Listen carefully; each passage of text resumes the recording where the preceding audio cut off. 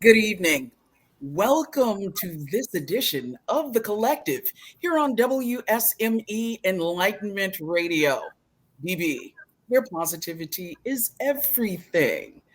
I have the good fortune of having the dance queen. She is known around the world as Sybil, with the most probably dance hits, house hits that everybody identifies with. And she has a beautiful voice. I first became familiar with it as we attended North Carolina A&T State University together. Maggie Sybil, Pride. how you doing? I'm well. It's so good to hear your fabulous voice and see your beautiful face. As is you, dear, because we Yeah. are not making it to GHO this year. No. So Mm-mm. I won't No. get to take my annual picture with you. Exactly. But you know what? This is better. This is safer because we know there's some things we won't contract. Right. Exactly. So, We're this is the good. way to go. Yeah. So you're from Paterson, New Jersey, Yes. born and raised. Born and raised. And I always tell everyone says, where's Patterson? I said, if you know the Lean on Me school, you'll know that that's my town. Eastside High School is where my youngest brother went. And he actually was he actually, Joe Clark was his principal at that time. Was his principal. Wow. Yeah. But I went to private school. My dad said, Eastside. I was a little older and it wasn't quite. It wasn't quite as ready. I wasn't ready for it, and it was not ready for me. And I knew that I would not be prepared. Yeah. So fast forward, you end up at the illustrious University, North Carolina A&T, and you run for homecoming queen. Well, Michelle, you know me, okay? That was not because I thought I was the most fabulous, the most beautiful, or who talked you into it. Then I'm going to tell you why. The thing is that the one thing that I was very honest. I was always very transparent. And I think that I actually represented what I thought the student body needed, because prior to me, there had been good queens, but I was not impressed with I think some of them. I thought that in terms of representation and being articulate enough to be able to express what the student body wanted and needed to come from someone who understood it and was involved. And so when I was asked to run, I thought about two things. Number one, my father was paying out-of-state tuition for me to attend. And I think, okay, free. I can go to A&T free. I can finish up free. Because I must tell you, my initial school would have been Rutgers, because I'd gotten a scholarship to attend Rutgers. And I remember telling my dad, I said, Dad, I don't want to go to Rutgers. And my father said to me, I will not pay, because, I got accepted to other schools in Indiana and Ohio and other parts of the country. My father said, if I pay out-of-state tuition, it will have to be in North Carolina. And that's because my father's from Eastern North Carolina. Okay. And so when I made a decision to attend and chose an HBCU, I didn't know that A&T would be it, because none of my aunts and uncles had attended A&T. As a matter of fact, they attended our arch nemesis. They attended another school. And I recall my aunt took me to visit her alma mater, but it was not until I got to A&T, there was something about the campus and about the energy that just kind of pulled me in. And so, in 1981, when I got there, it was just like, wow, and I saw people that looked like me. I'd seen fraternities and sororities, and there was activity and all the fine Black men. I thought, so, and then I saw, beautiful women, sisters that just seemed like just had it together. And for me, that was exciting. And so A&T was a good fit for me. And you also became a member of a Greek letter organization on that campus. I did. You are a woman of Alpha Kappa Alpha Sorority Incorporated. Yes. I pledged in the fall of 1982. And I remember it was so funny because I had friends who were in other Divine Nine organizations who were asking me to come. And I'm not, and I will say this, and my sorors know this. I actually said, okay, I'm going to check out all of them. You know why? Growing up, I knew women in all of the sororities, all of the Divine Nine sororities, all of them. And they all had something that was special and beautiful about them. But, you have, and our missions are very, very similar, very similar in so many ways. And I think that I chose Alpha Kappa Alpha because I had a great deal of admiration for Dean Lucille Pickett. She was an amazing, amazing woman. And I just felt like I aspired to be, I said, if I ever became a dean, she would be the kind of dean that I would like to be. And so I ended up gravitating towards Alpha Kappa Alpha Sorority Incorporated because of the women that kind of really pulled at me and the heart of who I was early on. And so that's how I ended up. And because I always joke, we have conversations. There are a lot of people being brought in. I'm not one of them. I want to make sure that people know that you are someone who worked toward the goal. That's right. Not that other people haven't, if they're brought in honorary, but there is a difference. There is a difference. I am not honorary, and I am active. I am active. I'm a general member because I don't have time for chapters. I just don't have the time. But my dollars go to support initiatives that the sorority have on a national level. And so for me, it was a great fit for me. And I have beautiful friends who are in members of Delta Sigma Theta Sorority Incorporated. They are Zeta Phi Beta and even Sigma Gamma Rho, along with other, I love women who I see it doing things on their terms. And so how we align is much like that. How we align, it's really, it's like picking a favorite shoe store or favorite, outfit or favorite, we pick what works for us or we think is going to look best on us. But it doesn't diminish what looks good on someone else. And I think, when you start to talk about HBCUs and women and how we're all drawn to different things. Yes. We are so, determined. I think about how I left A&T once I graduated and how determined I was to be in media and, do my thing and do well, and no one tells you that you can't. That was the amazing thing.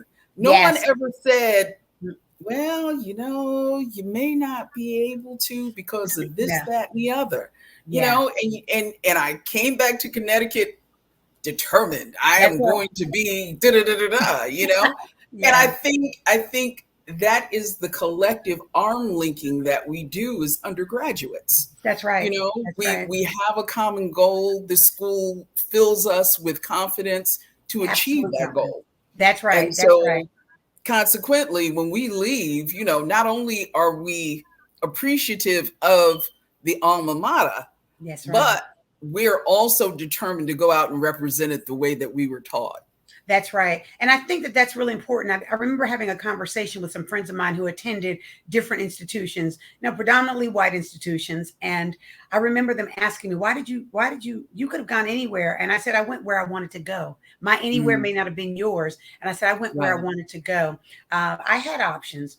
And I think that for some reason, a lot of people, especially us, people of color, we always want to relegate those things that are intrinsically part of our culture and our community. We want to diminish it as if it's not as good as, but I beg to differ. Much like you said, one of the things I have seen the fight in an HBCU grad that some of my friends who went to other institutions, when I tell you they cowtail and they retreat and they can't process things and do things, not all of them, but a lot of them have difficulties processing a life when it comes at them really fast and hard. But we were loved up on in a way that was just different. That the transparency, the authenticity. Yes, authenticity. Yes, they looked like our moms and our dads and our aunts and our uncles and our grandparents. And they loved up on us and they spoke to us like that. Like they would say, girl, don't let me have to come pull that dress down or pull that top up or cover this up. And that's why I'm giggling, because I remember the dean of the college saying to me, Ms. Turner, your parents did not send you down here for this foolishness. Yeah. You need to get it together. And I was like, okay. Exactly. I mean, and she was that transparent. That's right. Wasn't sugar-coated. It wasn't spoon-fed to me. It was like, look, girl. That's right. That's right. Your parents are paying money. Get it together. That's right. And it's ironic that your show, The Collective, that's really what it was about. There was collective. There was a collective of people, groups of people who harnessed the energy they saw that was good. They siphoned out that which they knew was not in line with who they saw you to be, and there were no excuses and no qualms, no hang-ups about saying, look, So that's what I said. I remember my dad said, look, I'll pay for out-of-state tuition. He said, but don't go down there acting like you don't have home training. Okay. And then grandma and them were too close. I think he said North Carolina was okay because he knew that my aunts were right there, not far away. Yeah. Grandma wasn't. So you had some family support there. Yes. And Dr. Lois B. Kinney. We all experienced Lois B. Kinney as communications majors. And I distinctly remember how she made us public speakers. That's right. If you could not be a public speaker, you could not get out of her classes. Period. The funny thing, I don't know if you had the same experience. One of the things that I realized, and she said early on, she said, your information is great, but if you don't slow down, you will fail my class. I was a Jersey girl. And so I thought I got everything. I had every T crossed, every I dotted. I just knew she was not having it. She was not having it. And so I learned how to appreciate the pause, the stop, because those ums and and like that, cut in, fight in, shoot in. That's that dialect for the East, and she was like, no. Yes. Absolutely. Cut it. Yes. And it's so funny because when I talk to folks who did have her as an instructor, we're all very conscious, right? We're all very conscious of when we're in a public platform, how we speak, how we enunciate, that's right, how we present ourselves. That's right. And I don't know if I would have gotten that anywhere else. I don't think so. I will say again, I think the intrusiveness of what they presented to us was intentional.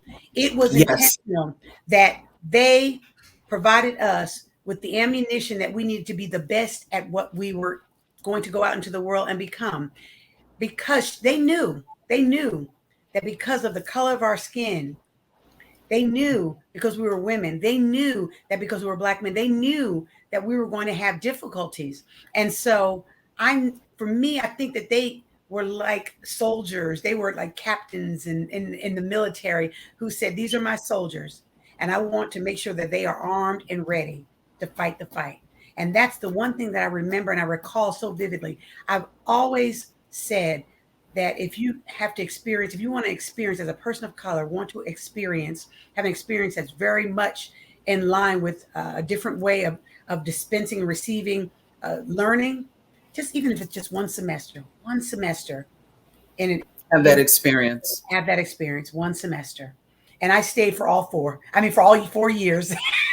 Yes. Well, I left and came back because the money ran out. And I get that. You were out of state too. Yes. And my dad was like, because I lived down the street at the time. My parents lived down the street from one of the colleges. And my father was like, you can walk. You can catch the bus. And I was like, I've been to Mecca. Don't you understand? I've got to get back to Mecca. Yes. I'm working my tail off so I can get back to Mecca and finish. Yes. And that's what I did. I came back, I finished, got it done. But I will definitely say that it was the best decision. Yeah. It was the best decision for me. Yeah. And I will always cherish that experience, not only because of what it gave me professionally, but what it gave to me personally, and learning about myself and, growing up as a Black woman. I went to a PWI. I went to a predominantly white institution before I got to A&T. Mm-hmm. So I know the difference. Yes. Yes. And I can speak to that difference. Yes. Yes. So I think it was one of the best decisions I have made. And I think for me, I was very intentional with the decision to attend a HBCU, particularly after visiting, PWIs, because one of the things that I realized is that I was tired of being the lone Black in the math class, algebra and trig class, in English. I was tired of being that one. There may have been two. We'd have two Blacks and two Hispanics, and then and so I was just tired because I felt like there was a lot of pressure. And I'm going to be honest, my friends weren't in those classes with me, and so it didn't make it. It wasn't fun. And so, I mean, and that's just being real talk. That was my experience in high school. I went to a Catholic high school, and it was just different. It was different for me, especially because most of my experiences, even prior to that, I saw more of me. And then high school was not as much of people that looked like me. And so I had a desire, and I had a real drive to say, Dad, can we try? Can we try applying? And my dad, I'll never forget, I thought that I wouldn't be able to attend because they were on strike. My father was a union man. And a union man and in management as well. So it was like the union was fighting. He was a chemical tech, and it was just a lot going on. And I thought, I'm not going to be able to go to school. And I'll never forget my dad said, he said, I prepared for this all your life. And my father made sure that when I left to attend North Carolina A&T, that things were taken care of. And whatever I didn't have, I had. And my grandmother, it meant a great deal to my grandmother that I made to come to North Carolina. And so I had support. And I think that in and of itself was what was the driving force behind, or the wind beneath my wings. It kept me afloat, to be honest. Made the difference for you. It made the difference, because it could have been where I had to separate for lack of financial support. Or lack of support, period. But I had people that were concerned about me being successful. And so that's who I am when I deal with adults now. It's just, I am concerned about you being successful. And we'll get to that in a minute, because I want to talk about you, my dear friend. So you started out, which I didn't know, because when you started out, I was a DJ. So I got to play a lot of your stuff in the remixes. But you started out with CC and Company. I didn't know that. I did. I did. And as a matter of, because he ended up going on to have a career with Atlantic Records, CC Rogers did. And so I remember doing little gigs around the metropolitan area with CC. And it was actually a lot of fun. It was a lot of fun. I was the only one. The funny though, is I was the only one with a real job. I was the only one with a 9-to-5. And so what ended up happening was I would say, look, just pay for my gas. You guys can split whatever. I didn't care, because for me, I was learning. I was honing in on, I was honing my skills as a performer. And so it was everything just to be in the place and on the stage and being able to perform. That was exciting for me. So yes, those were my early years. And ironically enough, how long were you with them? I did a couple of years. As a matter, I did a couple of years because I ended up getting signed in October of 1986, and I graduated A&T in 85. And so literally, I think I ended up singing with CC right after I graduated.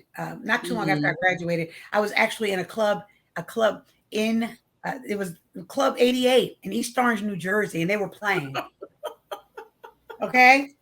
And so they came around and asked, can anybody sing? And my friends were like, I was like, I wasn't singing anything. I was sitting there, and all of a sudden a microphone came from around the back in my face. And then that literally the next weekend, they were like, can you come rehearse during the week? And we want you. Wow. Yeah. So that's how that worked out. And that's how it started. Yes. And you ended up with Next Plateau. Yes. And that's where everything took off. Oh, it was, let me tell you, the thing is, the first record that I did was a song called Falling in Love. Falling in Love was an underground dance hit. You would hear it in New York, New Jersey, Connecticut, Massachusetts, but all over. You would hear the Northeast. that was the song in the club. It was not designed to be a club record, but it worked because it came, I think, at a time after we had the lull from the Jocelyn Browns and Gloria Gaynors, Right. where there were vocals, over driven tracks. There was a lull because then became like kind of more just boom bass. Right. And I came back out at a time when they wanted singing over some really cool vibey music. And so that's ultimately what happened for me. I did not plan to be a singer, Michelle. I thought I was going to be an attorney. My plans were to graduate from A&T, come back and go to Columbia to attend law school. I had lofty goals and dreams, big plans. And so I started studying for the LSAT and realized I don't want to do this. I'm like, I don't want to do this. I realized that it was not for me. And I also knew that I'd be broke because ideally I wanted to work for the Federal Communications Commission, and I wanted to be able to be part of law. I was very, very specific. I wanted to be part of implementing and helping to secure laws that looked after women and minorities in media. That was a big deal for me. Because that was a big deal for us. Exactly. That was a big deal for us because we were coming into school at the time, kind of similar to now, where people were starting to look at Black radio and really think about buying stations and all that sort of stuff. And we were looking at laws because we realized that laws were not fair or even moving toward us as far as purchasing, that's right, distribution, all those type of things. That's right. So that's right. I get that because I know for us, I know we were studying it. Yes. It was one of the things that we were studying in class. That's right. Again, something that you'd get at an HBCU, you probably wouldn't get anywhere else. That's right. That's right. And so for me, it was just music. When the music started for me, it was not because I desired to be a singer. I was more interested in being a songwriter. And so ultimately I was and you have songwriter credit. Yes, I do. As a matter of fact, the song that followed the first song, subsequently the songs after that were songs that I had written. And then comes Don't Make Me Over. And I'm like, I mean, you talk about changing the trajectory of one's life. Yeah.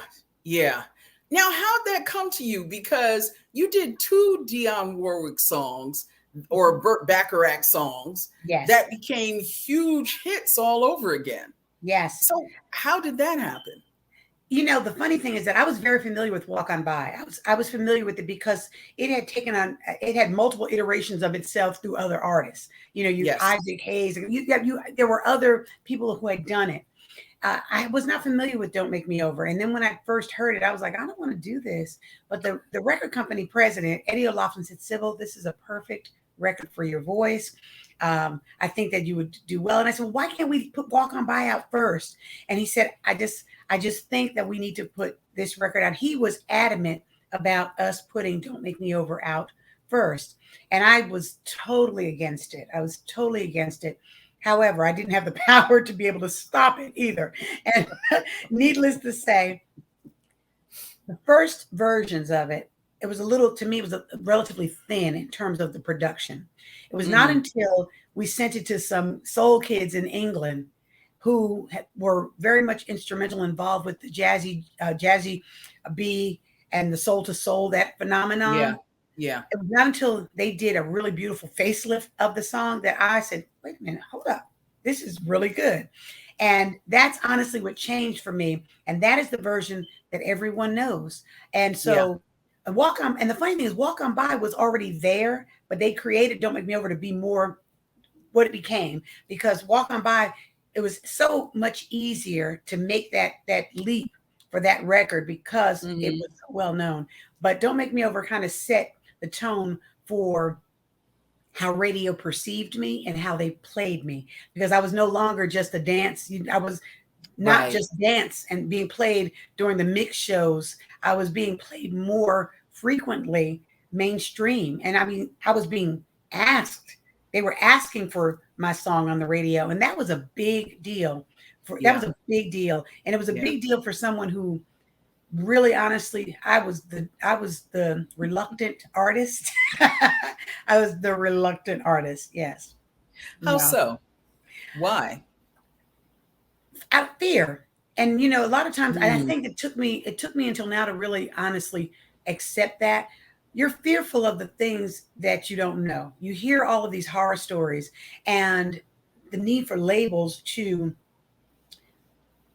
make you fit within the realm of what they perceive as being acceptable and or appealing. And I was not that girl. I was not the one to wear weaves, and I was smaller in college, but I've never been thin, where record company wants you to get down anorexic looking thin. I had a VP who I think I was a size 9, and she said I was too big. And I thought, are you serious? My goodness. What I wouldn't give for a double digit. Okay. Okay. So they had record companies, had ways of making you feel very insecure. And so for me, I didn't feel as if I wanted to take on the responsibility of being that girl. Yeah. And so I was reluctant. However, what I did find is that I had enough support and I had enough of a base and a platform to appeal to enough people where it made a difference to them. I mean, record sales, I sold records. I was able to go out and perform. I knew how to perform. I'd learned how to do that. I'd learned how to do that at A&T. And so I knew how to perform, and I knew how to avoid a boo. Okay. Like a boo. I knew how to do that. Right. So with my background, I was prepared for the performance pieces. I wasn't prepared for the other stuff. So when I say the reluctant artist, it was just the lack of feeling secure about who I was, because people said that I wasn't enough or good enough, or didn't look a certain kind of way. But all along, mama and them, would say, you are beautiful. My friends from school and the people who were responsible for really honestly saying, wait a minute, hold up. Don't let them tell you who you are. You know who you are. You will know, and you are enough. Yes. Sybil, got to take that break. Okay. We're going to come right back. Okay. Yes. This is WSME, The Collective, and I have my good Aggie sister, Sybil, on the line. We'll be right back.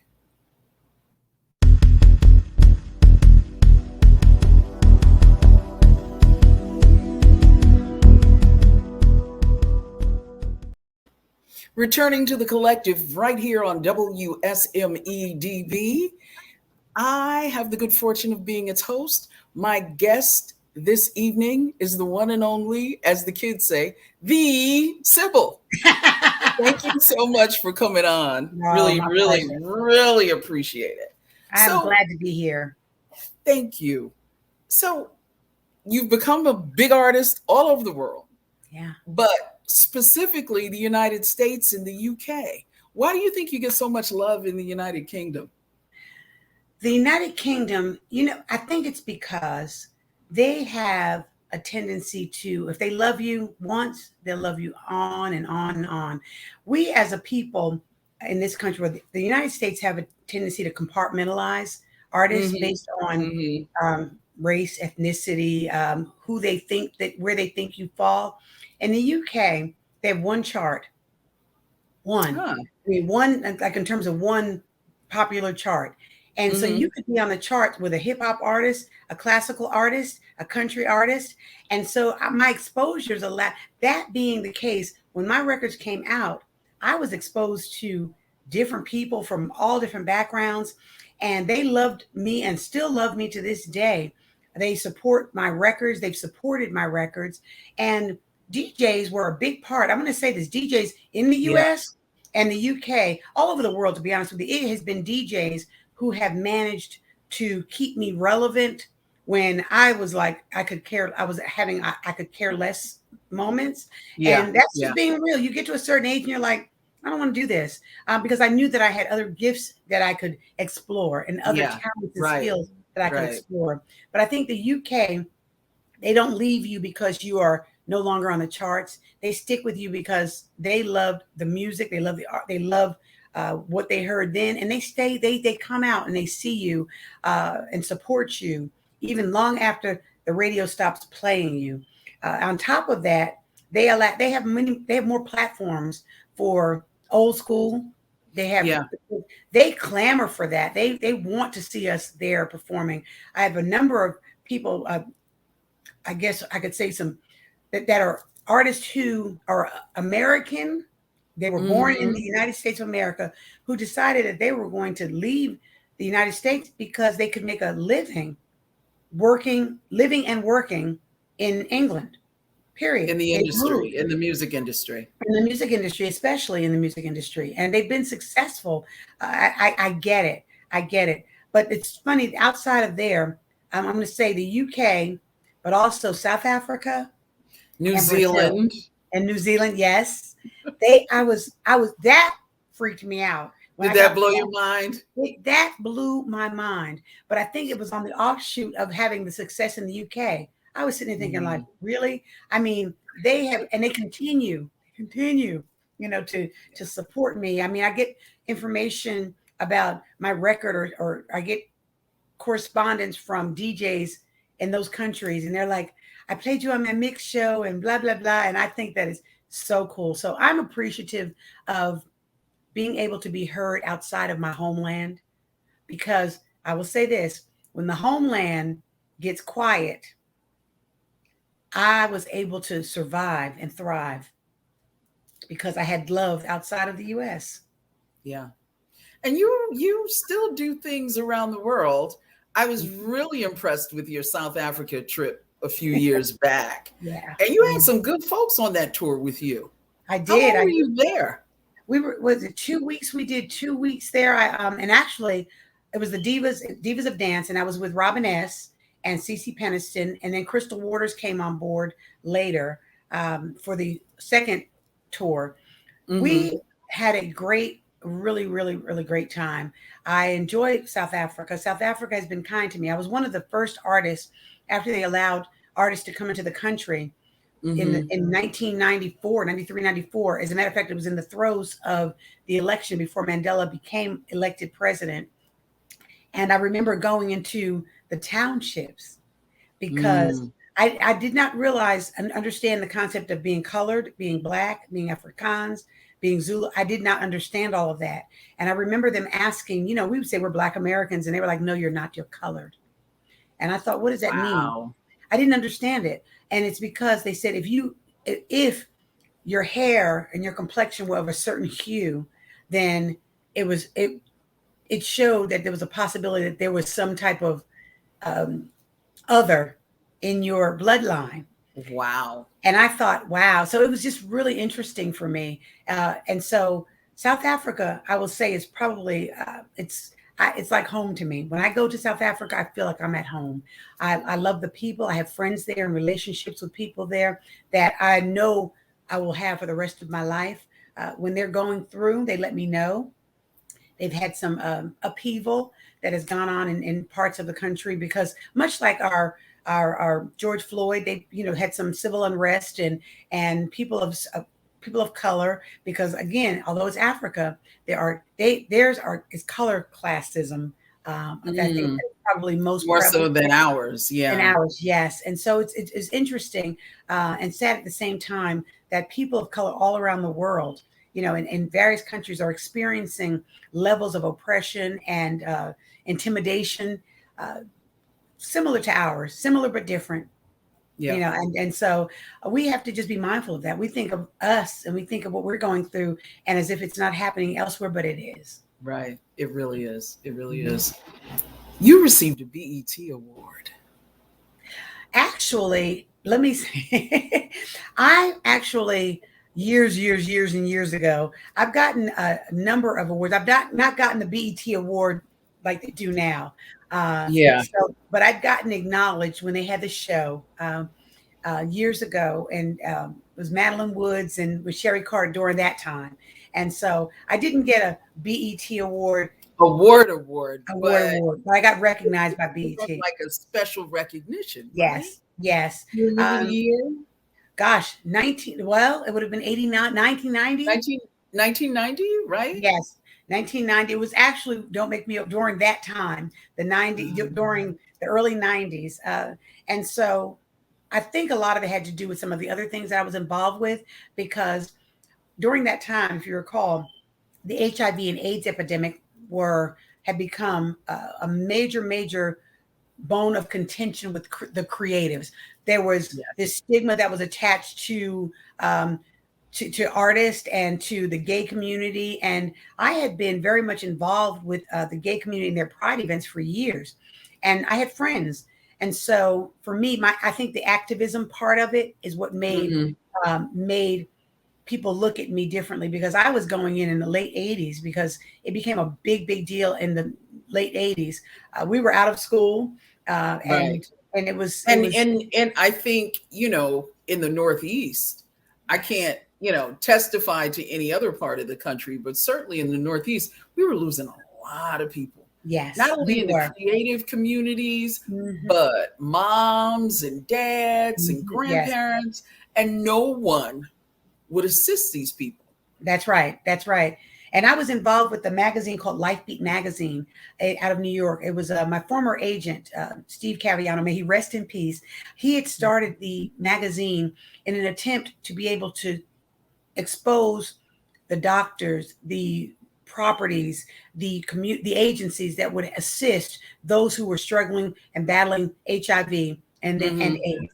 And so I was really involved prior to everyone else jumping on the bandwagon, to being engaged in discussions and raising money and awareness on behalf of people and their families who were attempting to have some semblance of humanity, shown to them. And so I was really excited about that. So I think a lot of the early accolades came on the backs of being involved with awareness, raising awareness, and exposing people to the fact that not all gay men and or drug users are going to be HIV positive and have AIDS. And so I lost a lot of friends. Yes, I did. I lost family members. But at the end of the day, who I grew up with a mom who was a part of an organization called Women Active in Community Affairs. And so the affairs of the community have always been integral to and kind of the core of who I am. And speaking of the core of who you are, we've now got a passage written in a book by Sybil. Yes. The book is called Forgive, Learn, and Move On, Stories of Strength, Survival, and Success. Yes. Now, when you were approached by the person who wrote this book, Ms. Dean, along with Almina Mays. Yes. Who's an Aggie, by the way. Almina Mays is an Aggie. Okay. She's an Aggie. I have to meet her. Yes. She's a publisher. And what happened is she came to me and said, Sybil, I want you to be part of this anthology. And I was like, what does that mean? What are you asking me to do? Seriously. And so, because I really did not have a whole lot of time. And I thought, how long? And she said, I want you to do a chapter in the book. And I thought, oh gosh, I don't necessarily want to, because I'm actually trying to put together my memoirs. Okay. And so I didn't want to put too much. And I thought movie premiere passes. Thank you very much. I'm asking right now. I want media press kit, all that. Yes. Yes. Press conference, laminates. I'm putting my bid in now. Thank you. So go ahead. I got you. So when she asked, I thought, what am I going to write about? So what I did, it was so funny because I am a writer. I love to write. And I like to journal. And I also speak into my phone. When I'm having feelings that I need to get out, I will speak into my phone. And so my chapter is entitled Created for Comfort. And it really is, it's a composite of my beginning and the threads that add to my comforter. And I speak about A&T being the blue and gold threads in my comforter. And I speak about Alpha Kappa Alpha sorority being the pink and green threads. And I discuss the different threading that make my comforter make up my comforter and what that looks like. And so that's how I approached my chapter. And in the book, the anthology is Cry, Forgive, Learn, Move On. All of us have been and experienced moments where we've had to do all of those things, and sometimes at the same time. You're crying, forgiving, learning, and moving. Yes. But at the end of the day, in order for us to be healed and to be able to free ourselves of the those things that could keep us bound, we've got to learn how to move on. We've got to let it out. We've got to learn from it. We've got to forgive those people who might have hurt us, or those situations that were dire to who we are. And we've got to acknowledge that, and we've got to keep it moving. Because in order for you to show the strength, show the success, you've got to get past all of that. And so there are stories in there about women, grief. Oh my gosh, grief and loss, and how a daughter and her mom, and processing that, the unexpected loss of a husband, and just dealing with a childhood trauma of abuse. And so all the stories, and I was afraid to, my exact words, I said, my levels of deep, my depths of deep are not like some of these women. And she says, no. And I meant that, because I'm sitting, I did not have those types of experiences, knock on wood. I'm so incredibly fortunate. I've dealt with loss and grief, but not to the magnitude that some of the women have. And so for me, I feel as if I was kind of the more, this is why I am the way that I am. And people have, and I was trying to encourage women to understand that it's okay being you, and not apologizing for being you. I think that a lot of times we get caught up in people's perception of who we should be, and it causes us to stop and to pause. It causes us not to be ourselves. Exactly. And I just refuse to. I'm too old to hide in the shadows because you have a problem with me. And I talk about that. I said sometimes when Sybil shows up, some people are not always happy. That's the Jersey girl. That's the Jersey girl. It is. It really is. Yeah. So the book is out, and you can get it on Amazon, and you can get it for your Kindle, or you can get the paperback. That's right. I am electing for the Kindle. It's fun. And I say get it. I say support. It's a really easy read. I mean, each chapter, it's not long. And the story, you'll get kind of a snapshot of the lives of 10 different women and how they've processed what has been important and or integral to who they are and where they are today. Yeah. And last but not least, there's some new music out. There is. And I heard it. And I love it, Sybil. Oh my gosh. It's so good. Let me tell you. I love it. Thank you so much. I'm going to tell you this. I wrote that song, and I was thinking about Dr. Seuss.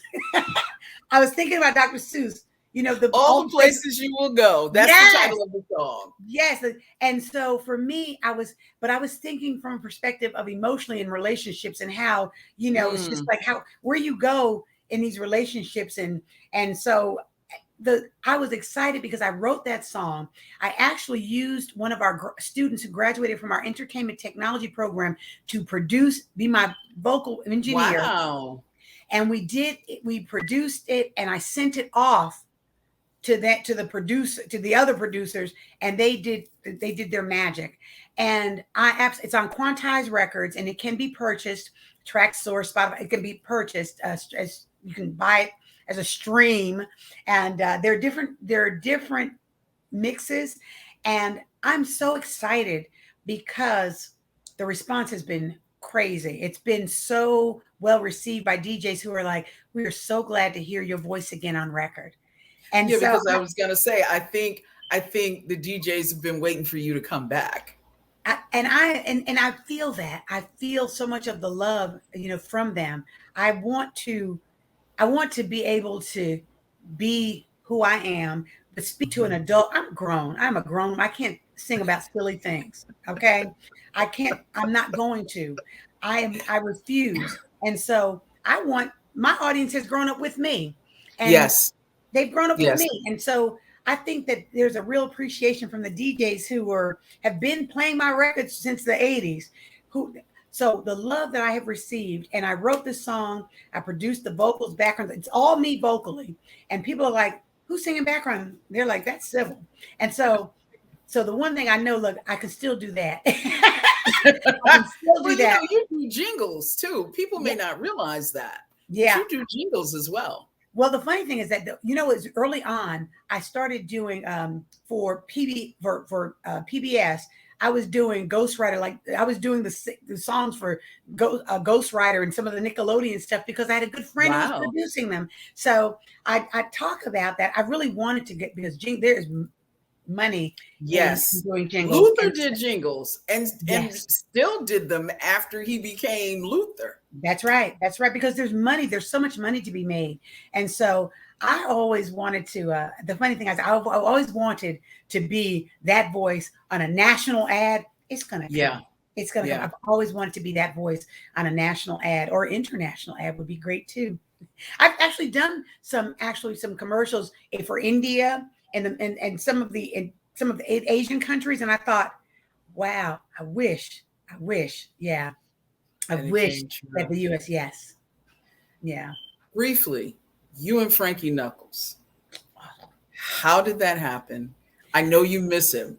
I do. Terrible. I think the music world misses Frankie Knuckles. And for those who don't know who Frankie Knuckles is, he was a house music DJ out of Chicago.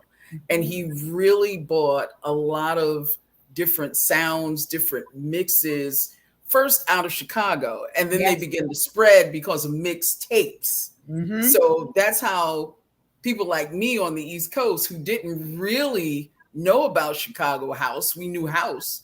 That's right. But it's a whole different thing with them because they do gospel house. Yes. They do all kinds of house. They do. They really do. They do. So how did you all line up?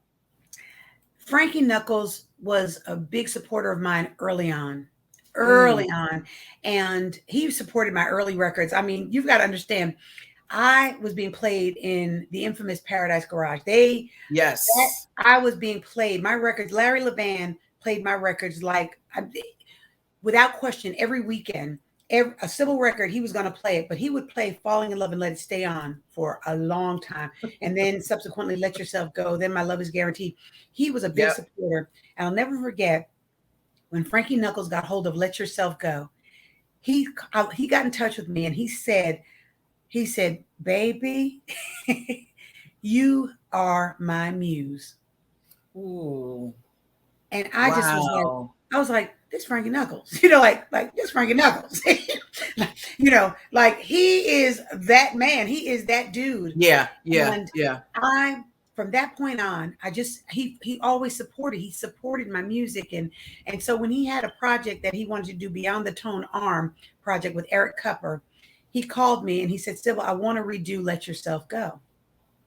And I was excited because that's the first record that I'd ever written that had been recorded, produced, and mastered for a record. And I said, Frankie, can I go in and re-vocal it? And he was like floored. And he said, you want to redo? I said, I'd like to redo the vocals. And when I went in and did it, I don't know, it was just like a real wonderful spirit in that space.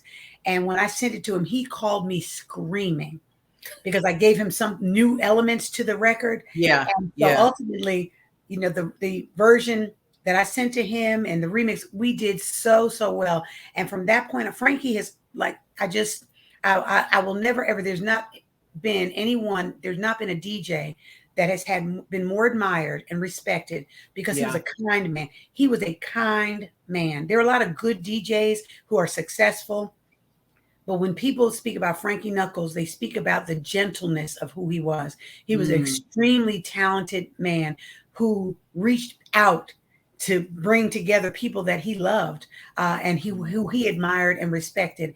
And he made a difference. That was that kind of changed how I continued on. I realized that it was okay to do things on my terms and to be bold about, I want to do it this way. And I realized that I really had the capacity to produce the vocals that I wanted to hear. And so now they let me do that. And that's what happened with all the places. I went in, I did what I wanted to do and sent it off, and they had fun. Yeah. Well, it's good music, Sybil. I'm so happy for you because as an old DJ who started out playing Let Yourself Go, it's a welcome sound, and it's good to have you back on vinyl. Thank you. I'm glad to be back. I am. I'm glad to be back.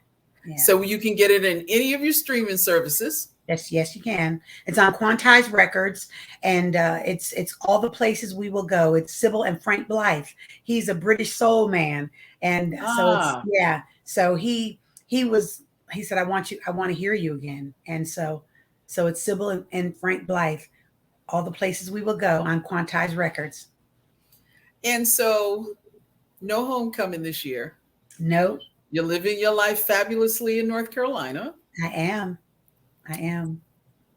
Will we see Sybil on the road anytime soon? The U.S. Yes. Once we get a handle on this, yes. I actually got reached out. Someone called me about doing a festival at the end of September, and I'm going to play it by ear. I'm interested in doing it. It's an old school 90s show.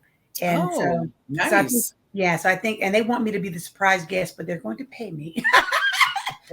Yeah, as well they should. Yes. And so I am looking forward to the possibility, but I'm not sure because I'm dealing with that much like I'm dealing with homecoming. I think it wouldn't be as chaotic because it's different. Yeah. I can isolate myself in that situation, but at homecoming, right. I'm sorry, it would be impossible. And it's hard to explain to people, that our homecoming, what makes it different is that we really do love on one another. Oh gosh, yes. We really do, to the point where we are hugging, we are kissing multiple people on the cheek. Yes. We're standing, really close, face to face.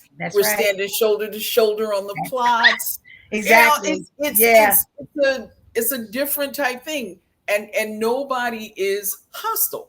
That's right. Not at all. Not at all. So, to kind of go into that environment, knowing how we've been in the past, it's kind of difficult to say, I'm going to go with a mask on and I'm not going to touch anybody. Yeah. That's just not how it works. That's not realistic. It's not realistic for those, especially old heads, old school. Yeah. It's just not realistic. And so why put yourself at risk? It is still going to be considered the greatest homecoming on earth. And no matter what, it's going to be fabulous. I just know that I want to be fabulously alive to tell the story. Come 2022. Exactly. So, and at some point, I know that I believe that we're going to get back to some levels of normalcy. I'll take it from there. But I tell everyone, I said, homecoming, they may have homecoming. I'm going to be coming home. I'll be staying home. I will be greatest homecoming on earth with my blue and gold on in my crib. Exactly. That's me. They told me set it off. I'll be setting it off. I'm going to be there. Setting it off right here. Happily. Sybil, thank you so much. Thank you, darling. I would love to have you back in a couple of months once we do All the Places We Will Go. Yes. Definitely. Because All the Places We Will Go, it's sky's the limit. It is going. Sky's the limit. I'm so proud of you.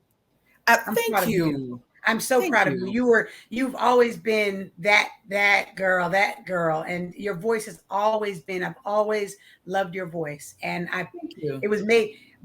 You have voices that are made for radio, but you got a voice made for radio and a face for TV too.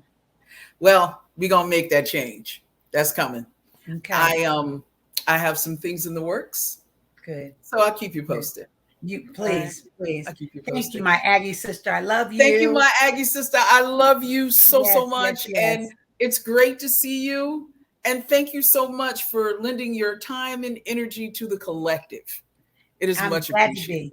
Thank you. Thank you, Sybil. Take care, darling. This is The Collective on WSME Enlightenment Radio.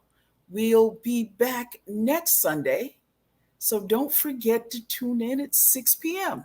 every Sunday on WSME.